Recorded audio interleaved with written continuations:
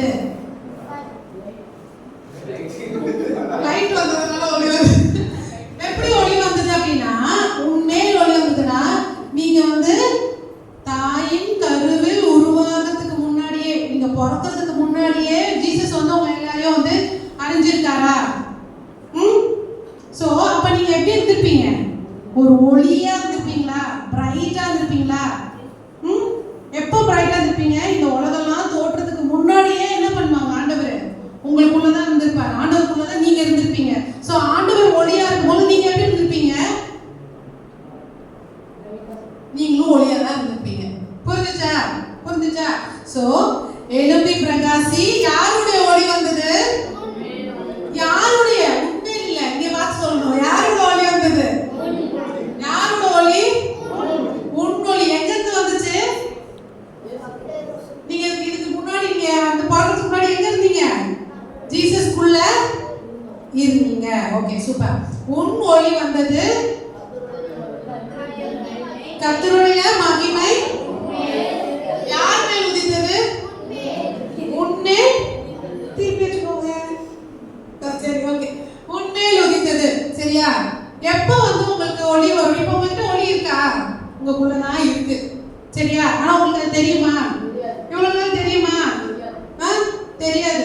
என்ன ஒளினே தெரியாது. ஆனா எனக்குள்ள ஒரு ஒளி இருக்கு இல்ல? சரியா? யாரோட ஒளினா ஆண்டவரோட ஒளி உங்களுக்குள்ள இருக்குது. அந்த ஒளி எப்ப வந்து வெளியே வருதோ அப்ப நீங்க என்ன பண்ணுவீங்க? கர்த்தருடைய மகிமை வந்து என்ன பண்ணும்? உங்களை வந்து அப்படியே கவர் பண்ணி என்ன நடக்கும்? கடைசியில மகிமை உங்க மேல, கர்த்தருடைய மகிமை வந்து நம்ம மேல உதிச்சதுன்னா என்ன நம்ம எப்படி இருப்போம்? எப்படி ஃபேஷியல் பண்ண பிரகாசமா இருப்பாங்க. நம்ம பிரகாசமா இருப்போமா? என்ன தெரியுமா சொல்லுவாங்க? நீங்க அப்படியே எண்ணெய் வடிஞ்சு போயிருப்பீங்க. என்ன சிஸ்டர், என்ன பாப்பா இவ்வளோ அழகா நீ வந்து இருக்க அப்படின்னா, ஒண்ணுமே போடலையே அப்படின்னு சொல்லுவோமா? அந்த ஒளி. எந்த ஒளி? அந்த ஒளி. பவுடர் போட்டாலாம் வராது அந்த ஒளி. அந்த க்ளோ எப்படி வரும்? உங்க தானே வரும்.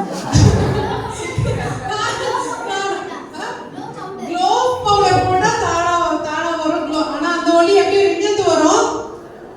கர்த்தருடைய மகிமை வந்து உங்க மேல படும்போது அந்த ஒளி வரும். இப்ப படிக்கலாமா? இப்ப புரிஞ்சுதா? அந்த வசனம் புரிஞ்சுதா? புரிஞ்சுதுன்னா அக்கா ரொம்ப குழப்பிட்டேனா? உங்களை தெளிவா உங்களை குழப்பிட்டேனா? புரிஞ்சுதா? சொல்லலாமா? சத்தமா சொல்லலாமா? சொல்ல பார்க்கலாம். எழுப்பி பிரகாசி.